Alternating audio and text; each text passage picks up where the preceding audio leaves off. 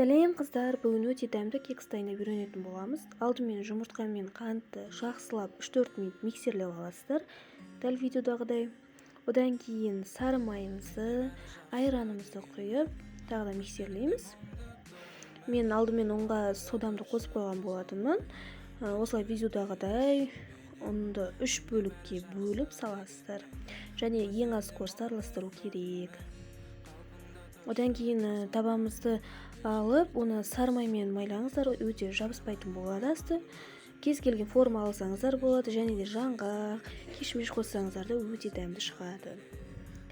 Және 180 градус пеште 30-40 минут пісіріп аласыздар. Менің кексім дайын. Осылай өте көлемді және өте дәмді кекс болады. Астарыңыз дәмді болсын.